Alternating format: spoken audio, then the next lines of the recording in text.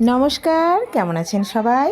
সকলকে বসন্ত পঞ্চমীর অনেক অনেক শুভেচ্ছা জানিয়ে আমি অর্পিতা চলে এসেছি একটি নতুন ভিডিও নিয়ে, মানে সরস্বতী পুজোর ভিডিও নিয়ে।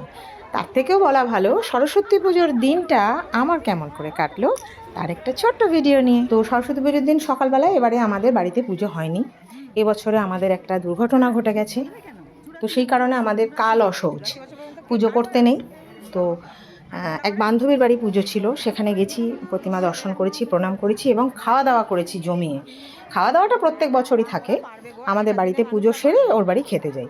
তো এবারে শুধুই খাওয়া দাওয়াই করতে গেছি, খিচুড়ি, তরকারি, ছ্যাঁচড়া, চাটনি, মিষ্টি, বোঁদে, রসগোল্লা, এলাহি খাবার দাবার ছিল। ওইসব খেয়ে বাড়ি চলে এসেছি। বাড়ি এসে আছে আমাদের গোটা সিদ্ধ বা শীতলা ষষ্ঠীর যে ঠান্ডা রান্না, ওটা আমাদের আছে। তো সেটা একটু কোমর বেঁধে লাগতে হয় বিকেলবেলা কাটাকাটি করে সন্ধ্যে থেকে, এবং মোটামুটি রাত 12টা পর্যন্ত এটা চলে। তো সেইটাই আজকে আমি আপনাদের সাথে শেয়ার করছি। চলুন, শুরু হয়ে গেছে আমাদের শীতলা ষষ্ঠীর রান্নাবান্নার প্রস্তুতি। আর সেটা শুরু করেছে এই যে আমার লোকটা, দেখি আবার মুখটা দেখি, আমাকে হেল্প করছে, বলছে তোমাকে আমি একটু হেল্প করে দিই। একটা হাতে ওর সব কাজই বাঁ হাতে। আচ্ছা, কী কী আইটেম হবে সেগুলো আস্তে আস্তে জানতে পারবেন। পালং শাকের তরকারি হবে, এই যে কাটা হচ্ছে পালং শাক, শিম, বেগুন, গাজর, বড়ি, আলু চুলছে এইসব দিয়ে। ওই যে পিছনে বাঁধাকপি রাখা আছে, বাঁধাকপির তরকারি হবে। সজনের ফুল দিয়ে আলু দিয়ে পোস্ত হবে। মাছ, পেঁয়াজ ছাড়া মাছ হবে, এটা আমার শ্বশুরবাড়িতে আছে, আমার বাপের বাড়িতে নেই। আর পায়েস হবে, ভাত হবে, একদম শেষে গোটা সিদ্ধ হবে, মানে গোটা সিদ্ধ চাপিয়ে সিটি ফেলে দিয়ে শুতে চলে যাও, সকালে উঠে পুজো হলে মা ষষ্ঠীকে প্রণাম করে তারপর গোটা সিদ্ধে হাত দেওয়া। তো আমার বড়বাবু আমাকে হেল্প করছে, এরপরে আমি বসবো, একটু চাটা আর একটু খেয়ে নিই, দিয়ে তারপর রান্না তো স্টার্ট হয়ে গেছে। এটা হচ্ছে গোটা সিদ্ধর কলাইটা, এটাকে গতকালকে ভিজিয়ে রাখা হয়েছে রাত্রে শুতে যাওয়ার আগে, মানে 24 ঘন্টা যদি ভেজে তাহলে ঠিকঠাক সব হয়ে যায়, মানে একদম ঠিকঠাকভাবে আকারে চলে আসে, কাঁচা থাকে না বা শক্ত থাকে না। এটা 24 ঘন্টা, প্রায় 24 ঘন্টা নয়, কালকে মোটামুটি 11:30 এরকম সময় ভিজিয়েছি। তো আজকে ওই 11টা 11:30 চাপবে, তো 24 ঘন্টাই হচ্ছে এটা ভিজানো থাকে। ওইদিকে আছে শিম, বেগুন, ওগুলো পরে দেখাচ্ছি। আর রান্না কিছু কিছু হয়েছে, যেমন এই পালং শাকটা হলো, ঠিক আছে, এটা এখন গরম আছে, পালং শাক হলো। এদিকে পায়েস হচ্ছে, এখানে পায়েসটা হচ্ছে, আমাদের পায়েসও করে, তো কাজু কিশমিশ দিয়ে পায়েসটা, খেজুর গুড়ের পায়েস, এটা অনেকটাই করতে হয়, কারণ অনেকজন আছে, মেম্বার আমরা 4 জন, কিন্তু অনেককে দেওয়ার ব্যাপার থাকে। এটা হয়ে আসছে সেই আমার শাশুড়ি মা বেঁচে থাকতে থাকতেই এই দেওয়া দেওয়ির ব্যাপারটা আছে। 4-5 জন আসে, সব কেউ খেয়ে যায়, কেউ নিয়ে যায়, তো সেই জন্য অনেকটা করেই বানাতে হয়।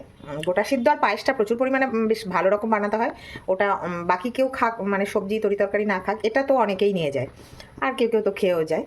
আর এখানটায় মাছ রাখা আছে, আমার শ্বশুরবাড়ির নিয়ম হচ্ছে পেঁয়াজ ছাড়া মাছ, শুধু একটু সর্ষে পোস্ত দিয়ে, ধনেপাতা, কাঁচা লঙ্কা দিয়ে মাছটা হবে, পেঁয়াজ দেওয়া যাবে না। আর বাকি সব হচ্ছে, এগুলো হোক, যখন হবে সেগুলো আবার দেখাবো কুকারে।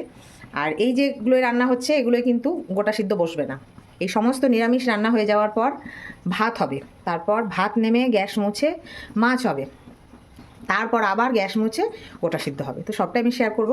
আর এই ভাত আর মাছ ব্যাপারটা মা থাকতে থাকতেই অভ্যাস হয়ে গেছে, কারণ মা যখন ছিলেন, বেঁচে ছিলেন, তখন যেহেতু নিরামিষ তরি তরকারিগুলো আগে করে নেওয়া হতো, শেষে মাছ করা হতো, তো সেই হিসাবে সেই অভ্যাসটা আমার এখনও রয়ে গেছে। আমি তরি তরকারি চট করে আশ করি না, সবই নিরামিষের মধ্যে থাকে, নিরামিষের রান্না আগে হয়ে যাবে, তারপর মাছ হবে, গ্যাস মুছে আবার বাকি হবে। যাই হোক, যা যা হবে সবটাই শেয়ার করব। চলুন, এখন এই পর্যন্ত হয়েছে, এই পর্যন্ত দেখালাম। তাহলে রান্না আমার কমপ্লিট হয়ে গেছে। কী কী রান্না হয়েছে দেখাচ্ছি সেটা পরে। এই যে গ্যাস পরিষ্কার করা হয়ে গেছে, আবার ফ্রেশ কুকার নেওয়া হয়েছে, মাজা কুকার। আর সিজনের মধ্যে, মানে ওই গোটা সিদ্ধটায় কী কী দিতে হয়, বেগুন দিতে হয়, শিম দিতে হয়, কুল, একটা জোড়া মটরশুঁটি, রাঙা আলু আর গোল আলু, ঠিক আছে, গোল আলু।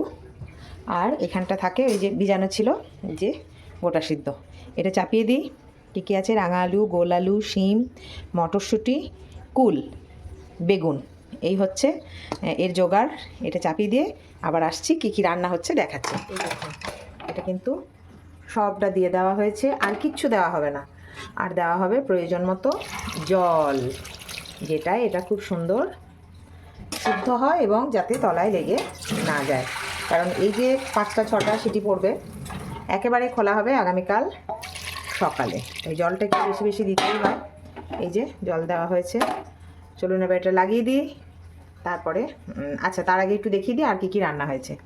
এখানে ভাত হয়ে গেছে, ভাতটা জাস্ট গরম, এখন ঠান্ডা হচ্ছে, এর মধ্যে ঝরঝরে হয়ে যাবে, ঠান্ডা হবে, ঢাকা দিয়ে শুয়ে পড়বো। সকালে আবার একটা বড় জায়গায় এটাকে দিয়ে জল ঢালতে হবে, মানে মা যেভাবে করতেন, শাশুড়ি মা যেভাবে করতেন আমি সেভাবেই করি, আর এটাই ঠিকঠাক হয়।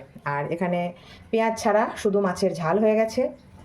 আর এদিকে হয়েছে পোস্ত হয়েছে, সজনে ফুল আর আলুর পোস্ত, বাঁধাকপির তরকারি, পালং শাকের চচ্চড়ি, আর এটাই আছে টক, কুল দিয়ে, টমেটো দিয়ে, রাঙা আলু দিয়ে, কুমড়ো দিয়ে। হয়ে গেল টক, পালং শাক, বাঁধাকপি, পোস্ত এদিকে। আর এদিকে মাছ, ভাত, আর এইখানে আছে তখন হওয়ার সময় দেখিয়েছিলাম এই যে পায়েস। এই হলো আমার শীতলা ষষ্ঠীর রান্না বা গোটা সিদ্ধ। আগামীকাল আবার যেরম যেরম হবে সেরম সেরম আসছি। এরপর শিলনোড়া, যদিও এখন বাটাবাটি নেই, শিলনোড়ার ব্যবহার তো একরকম চলেই গেছে, কিন্তু তবু একে আমাকে বার করে ধুয়ে কাপড় জড়িয়ে, হলুদ কাপড় জড়িয়ে ফোঁটার ব্যবস্থা রেখে তারপর আমাকে শুতে যাওয়া। তো চলুন, গোটা সিদ্ধ এখনও জ্বালাইনি গ্যাস, এবার জ্বালাবো। জ্বালালে সিটি পড়লে আর কিন্তু এখানে কিচ্ছু করা যাবে না, বন্ধ করে দিই।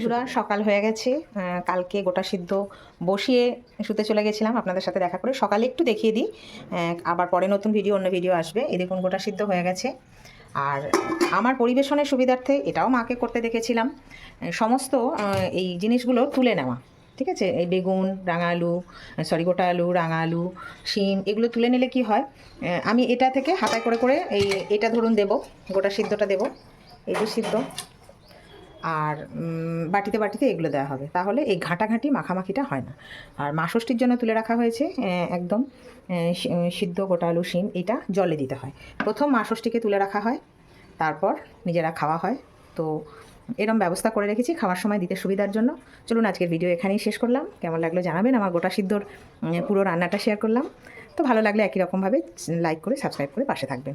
সববার সরস্বতী পুজো আশা করি ভালোই কেটেছে, এখনও এই রেস থেকে যায় দুদিন ধরে। সবাই ভালো থাকুন, সুস্থ থাকুন, আনন্দ করুন, আনন্দে থাকুন, ভালোবাসায় থাকুন। টাটা।